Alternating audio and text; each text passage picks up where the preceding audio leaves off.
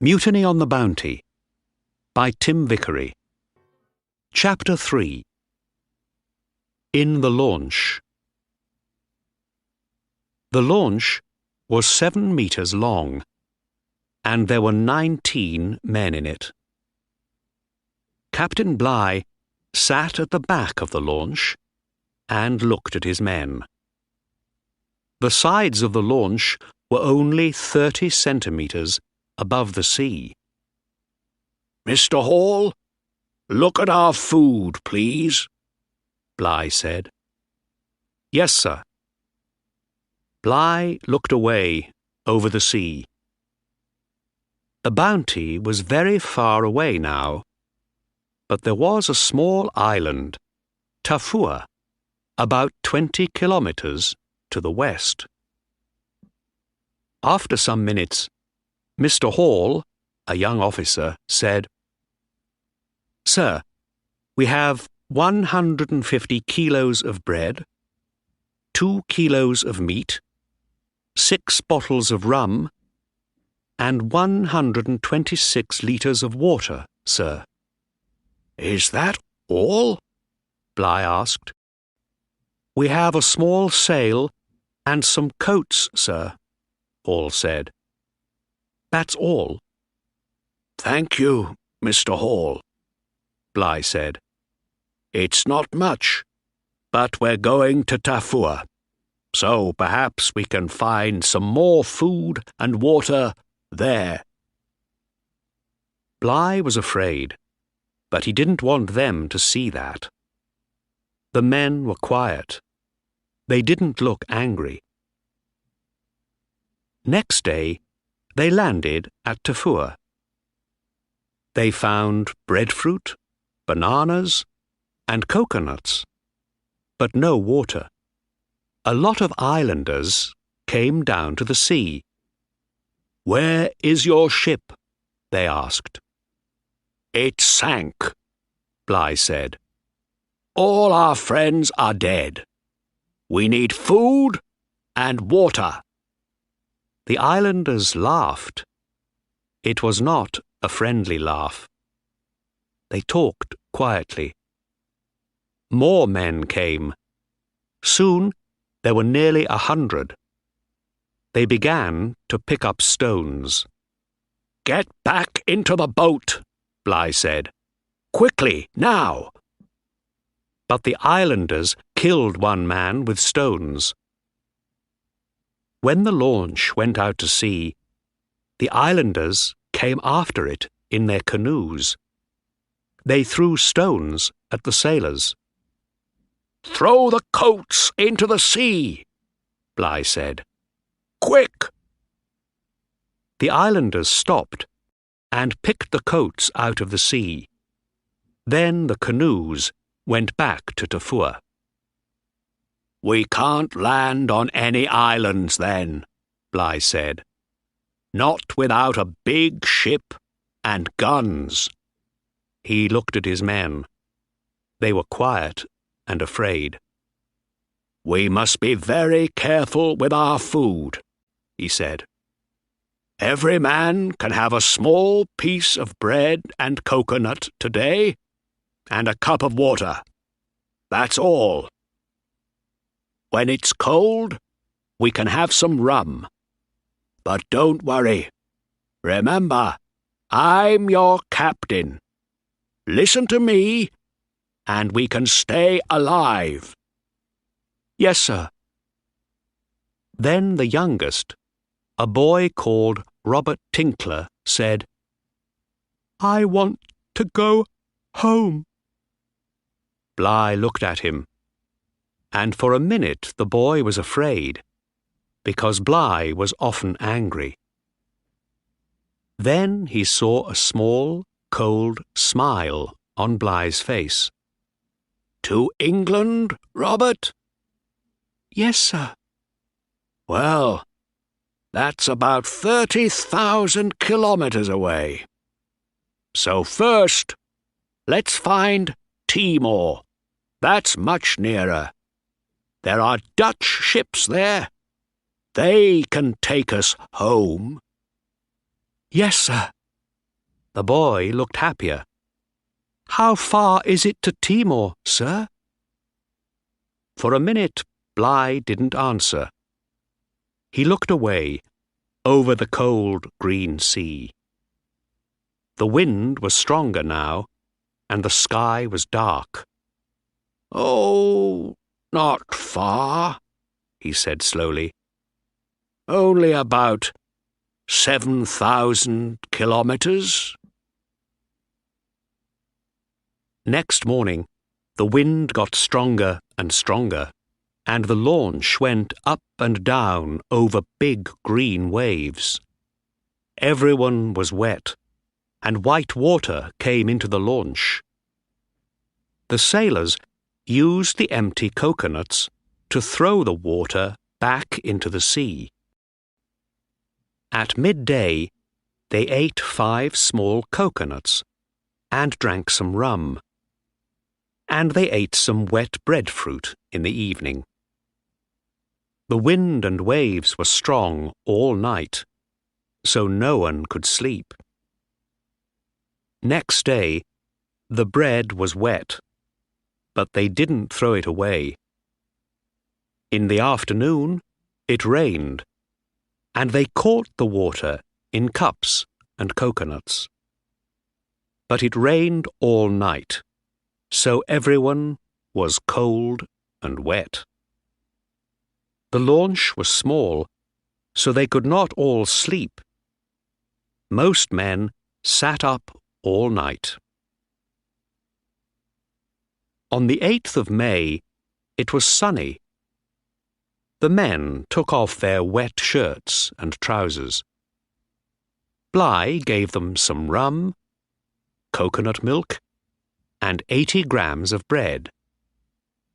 Often he talked about New Guinea, Australia, and Timor. There were storms for the next 2 weeks. Sometimes they saw the sun for an hour, but every day it rained. Big green waves threw white water into the launch. They were always wet, tired, and hungry. 3 times they saw islands, but they didn't go near them. They ate bad bread and old meat, but they had lots of rainwater to drink.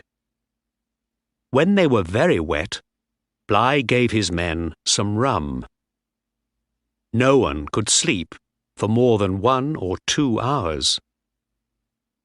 But every hour, Bligh held a long rope over the side.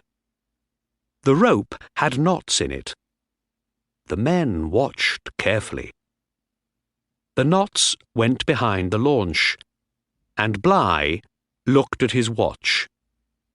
"We're going quickly today," Bligh told them, and wrote in a little book. "We're going about 160 kilometers every day," he told his men. "But we can't always sail west because of the wind.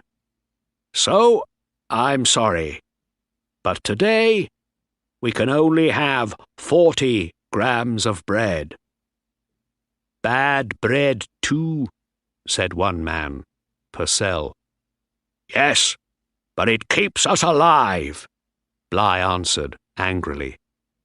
Then he laughed. "Look, up there," he said. There was a bird on the front of the launch. Its small yellow eye looked at them. Carefully, 2 sailors opened their hands very slowly. The bird didn't move. One man put his hand on it. The bird moved away.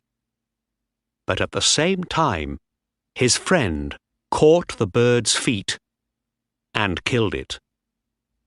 The sailors laughed and shouted. It was only a very small black and white bird, but it was food. Good food.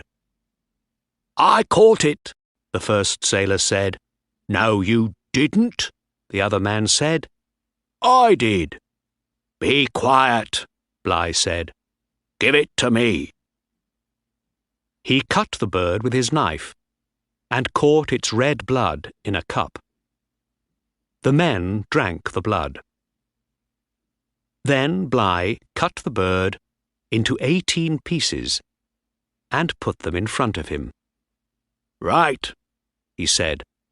Friar, sit here, with your back to the bird. Now, I have one piece of the bird in my hand. He held up a piece of its leg. Tell me, Friar, who shall have this? Ledwood, Friar said. All right. Bligh gave the piece to Ledwood and picked up a second piece. And who shall have this? Hall. All right. No one was angry because Friar couldn't see the pieces. Everyone watched. Bligh picked up the bird's head and feet. Who shall have this? He asked. Bligh, Friar answered. Everyone laughed, and Bligh looked at the head and feet sadly. Oh, well, he said. I know it's good for me. Slowly, he began to eat them. That evening, they caught a bigger bird and ate that too. Next day, they caught one more. Everyone was happy. Why are all these birds here? The boy Robert asked. Bligh smiled. Because we are near land, he said. On the 28th of May, at midnight, they saw white water in front of them. The barrier reef, Bligh said. A line of rocks under water. We must be careful. Ships often sink here. Take down the sail and move slowly. We must find a way through. They sailed slowly near the white, angry water. Then, after 4 hours, they found a way through. Behind the barrier reef, the sea was blue and quiet. They sailed quietly to a small island. They could sleep on the island and walk about. They began to look stronger, but they were 2,000 kilometers from Timor, so they could not stay long. After 6 days, they went to sea again, west, towards Timor. The sun was very hot, and 2 men were ill. Bligh gave them some rum and the blood of birds. But they can't live much longer in a little boat like this, he thought. We're all tired and hungry. Someone is going to die soon. But it was not far now. Every hour, Bligh held the rope over the side and wrote in his little book. He watched the sun and the sea and the sky. And then, on the 11th of June, Bligh said, You cannot see it, but south of us there's a big island called Timor. They laughed and smiled and sang. Next day they saw the island, green trees and hills. 2 days later, they came to a town called Kaupang. There were some Dutch sailors by the sea. Bligh and his men walked up to them. Who are you? A Dutch officer asked. You look hungry and ill. Where are you from? I'm Captain William Bligh, of the English ship HMS Bounty. These men are English sailors. We left Tafur 41 days ago. Tafur? The Dutch officer asked. Where is that? It is a small island about 7,000 kilometers away. We came in that small launch. My God, 41 days in that. The Dutchman looked at the launch, and for a minute he said nothing. Then he asked, Did many of you die? Bligh smiled. Oh no, only one. And the islanders on Tafur killed him. 17 men left Tafur with me, and 17 men are here now. Alive.